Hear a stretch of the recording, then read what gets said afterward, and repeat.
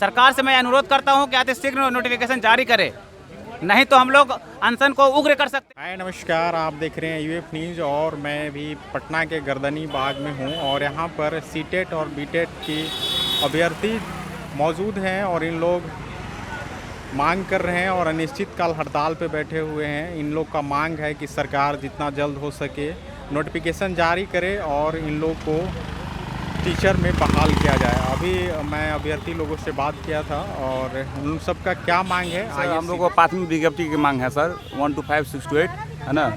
और आज हम लोगों का 9वां दिन है धरना का और सरकार को जगाने का काम हम लोग कर रहे हैं और सरकार सोई हुई है। सरकार जानबूझकर सोई हुई है कि हम लोगों को विज्ञप्ति देना नहीं चाहती है, क्योंकि उसको जगाने के लिए हम लोग को जो करना पड़े वो करेंगे। अभी तक हम लोगों ने उसका दाह संस्कार किया, मुंडन करवाया है ना, उसको कर्म कांड जो कांड होता है ना सब काम किया, उसको पुतला दहन करवाएं। हर संभावना से गुजर चुके हैं हम लोग। हम चाहते हैं कि सरकार जगे और हम लोगों को प्राथमिक विज्ञप्ति जारी करे। सरकार की तरफ से क्या फीडबैक है? सर, सरकार की तरफ से अभी कोई ऐसा कुछ आया नहीं है। सरकार जानबूझकर सोई हुई है और हम लोगों को बात सुनना ही नहीं चाह रही है, क्योंकि उसको गद्दी से प्रेम है सर। वो अपनी कुर्सी से इतना लालच है कि हम लोगों की और ध्यान ही नहीं आ रहा है उनको। कुर्सी में इतना मग्न है वो। क्या सर? 9वां दिन हम लोग आज का 9वां दिन है हम लोग, और जब तक विज्ञप्ति नहीं होती है जब तक हम लोग यहाँ से डटे रहेंगे। यहाँ से हिलने वाले नहीं हैं, चाहे बाढ़ आए या पानी आए, बरसात आए, चाहे जिस तरफ इसके लिए क्या लिखे हैं आप?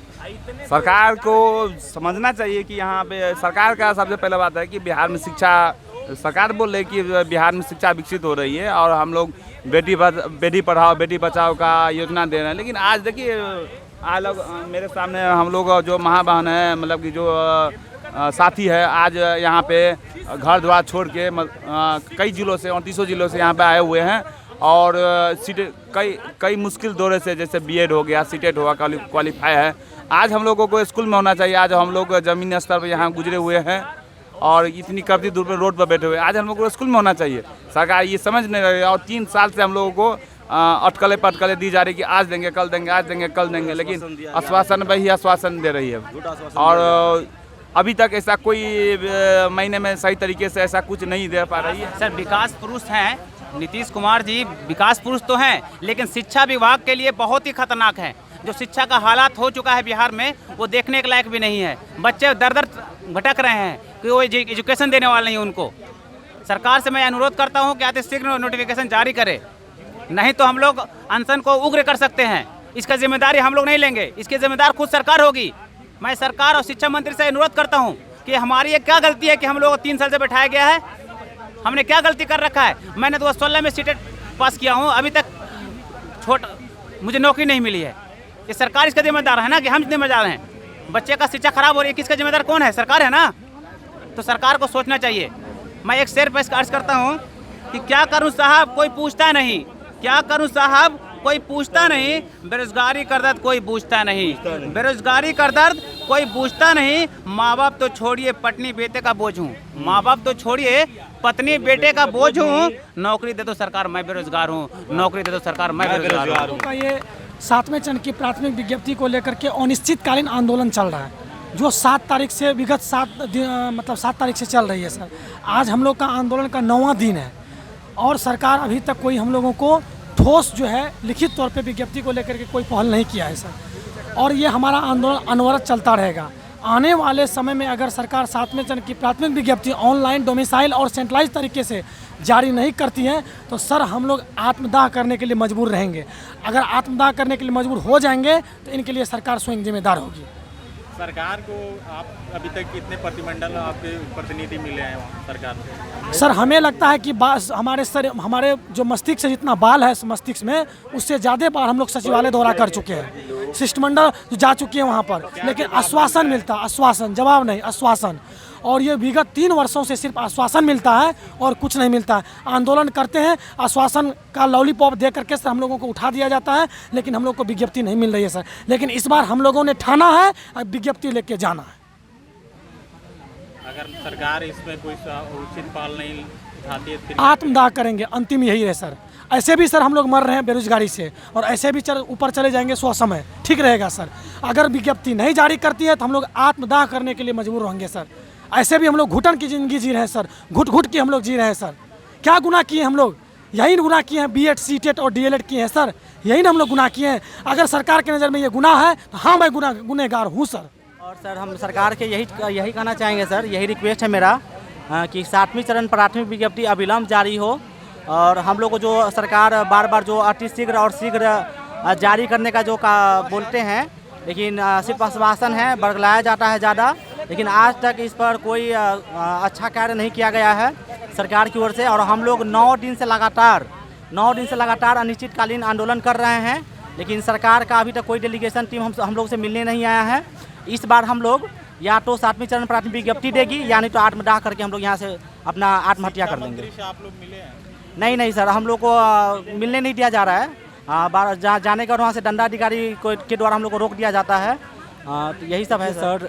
आज पूरे 38 जिला से सीटेट पीटेट पास अभ्यर्थी यहाँ गर्दनी बाग के धरती पर बैठे हुए हैं और पूरे जोश जज्बे जुनून के साथ बैठे हुए हैं। सर पे कफन बांध के तमाम अभ्यर्थी दिल में संकल्प लेकर आए हैं कि गर्दनी बाग के धरती पर जा तो रहे हैं, लेकिन वहाँ से हम लोग अपने प्रतिभा और अपने काबिलियत से सरकार से नोटिफिकेशन लेकर ही लौटेंगे। और कहीं ना कहीं हमारे माता पिता के मन में भी यही जो है सो प्रश्न चल भी रहा है। आपके चैनल के माध्यम से, तमाम बड़े बड़े मीडिया चैनल के माध्यम से घर बैठ कर के हमारे मम्मी पापा भाई बहन सब लोग देख रहे हैं, और इतना ही नहीं, देख कर के हम लोग के दर्द को बयां कर रहे हैं। आंख में आंसू आ जाता है, क्योंकि सर मैं खुद अपने घर पर जो है सो ट्रेनिंग किया हूँ, 2 कट्ठा ज़मीन बेच कर किया हूँ, और मैं वो सीटेट पास किया हूँ, वो भी कर्ज लेकर पास किया हूँ। और ये निकम्मी सरकार हम लोग के दर्द, हम लोग की पीड़ा समझने के लिए तैयार नहीं है।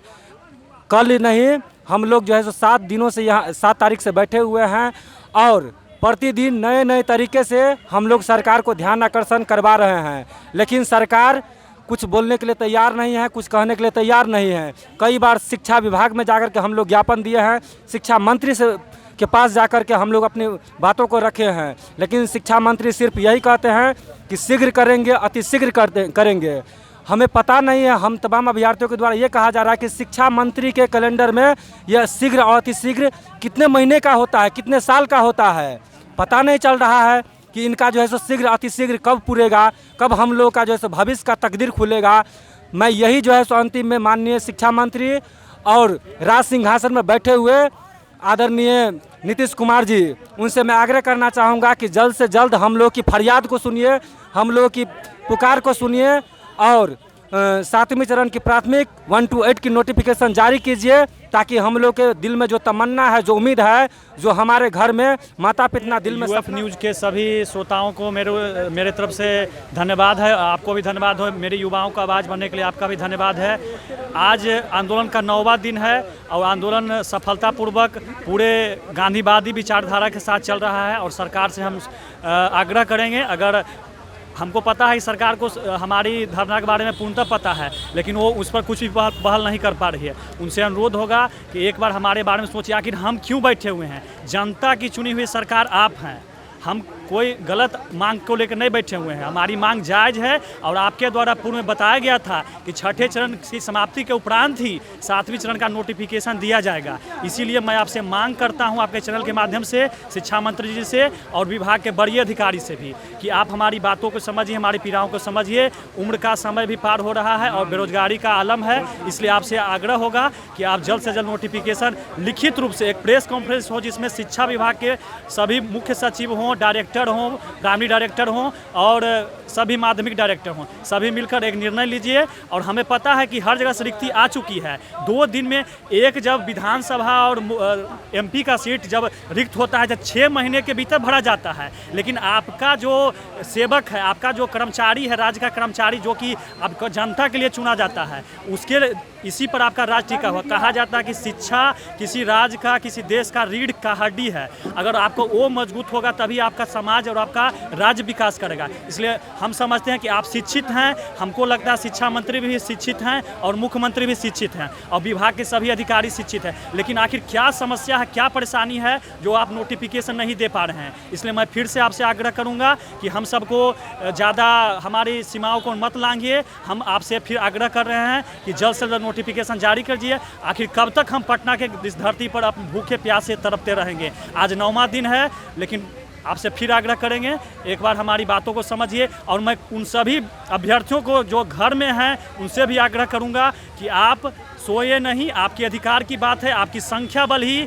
सरकार को झुकाएगी, क्योंकि यह लोकतंत्र है। लोकतंत्र में आपकी आवाज़ ही आपकी पहचान है। जब तक आप संघर्ष नहीं करेंगे, क्योंकि इतिहास गवाह है स्वतंत्रता के लिए कोई भी सामाजिक बंधन को तोड़ने के लिए, संघर्ष के लिए एकता होना बहुत ज़रूरी है। और महिला अभ्यर्थियों से भी कहना चाहेंगे, आप जल्द से जल्द जुड़िए और आंदोलन को एक उग्र रूप से, एक संतोषजनक रूप से आगे बढ़ाइए। और अंतिम में मैं कहना चाहता हूं, जो आग तेरे सीने में है वो आग मेरे सीने में है, जो आग तेरे सीने में है वो आग मेरे सीने में है। आग कहीं भी हो जलनी चाहिए, जलनी चाहिए। इनकलाब, जय बिहार, जय शिक्षक। ये बिहार में यदि हम कहें तो यहाँ पे सारा सिस्टम गड़बड़ है, ऐसा बात नहीं है। सो शिक्षा विभाग ही गड़बड़ है, शिक्षा विभाग के साथ साथ सारा सिस्टम गड़बड़ है।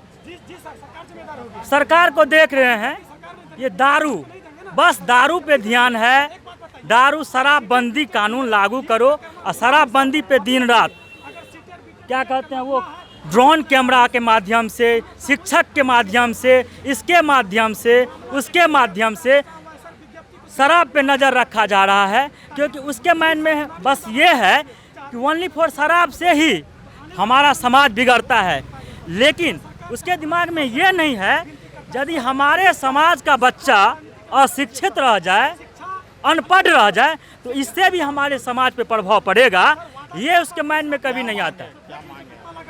मांग क्या, मांग देखिए, हम लोगों का मांग तो आप देख ही रहे हैं। ये 7 तारीख से हम लोगों का आंदोलन जारी है। हाँ, हम लोगों का मांग है, सो हम लोग 3 साल से सीटेट बीटेट करके, टीचर ट्रेनिंग करके बैठे हुए हैं, रोड पे भटक रहे हैं। 3 साल हो चुका है, सीटेट किया हुआ, ट्रेनिंग किया हुआ, उसके बाद भी अभी तक हम लोग ऐसे रोड पे घूम रहे हैं। हम लोगों का बहाली नहीं हुआ है। हम सरकार से रिक्वेस्ट करना चाहते हैं कि हम लोगों का जल्द से जल्द बहाली प्रक्रिया स्टार्ट हो, नोटिफिकेशन लागू हो, क्योंकि अभी जो शिक्षकों की कमी है सरकारी स्कूलों में, वो कमी की पूर्ति हो और वहाँ पे जो बच्चा है उसको सुचारू रूप से शिक्षा ग्रहण करने का मौका मिले। यही हमारी मांग है। सर, कल आप लोगों ने देखा होगा, एक बच्चे का वीडियो वायरल हुआ है हरनौत में। एक बच्चा जो है ना नीतीश कुमार से सामने में गुहार लगाता है कि सर सरकारी स्कूल में टीचर नहीं है कि हम शिक्षा ले पाएँ। तो ये सरकार के मुंह पे ज़ोरदार तमाचा है, लेकिन इसके बाद भी सरकार नहीं जग रही है। इतने लायक अभ्यर्थी जो बीटेट सीटेट कर करके, ग्रेजुएशन कर करके, एमएड कर करके इतने अच्छे अच्छे यूनिवर्सिटी से बैठे हुए हैं, लेकिन सरकार इस लायक नहीं है कि वो टीचर की बहाली कर सके और स्टूडेंट को क्वालिटी एजुकेशन दे सके। तो ये सरकार 15 साल से सरकार में है, शासन में है, चला रही है और इस लायक नहीं बनी है कि एक जो है ना स्कूल को अच्छा टीचर मुहैया करा सके। तो इन्हें डूब मरना चाहिए, या तो रिजाइन दे दे या फिर जो है ना झूठे वादे ना करे। इलेक्शन में ये वादे करते हैं कि हम 19 लाख रोज़गार देंगे, लेकिन 9,000 भी रोज़गार नहीं देते हैं। तो ये तो झूठी सरकार है। एक बच्चा इनको आईना दिखाता है, लेकिन इन्हें शर्म हो तब तो इन्हें शर्म आए।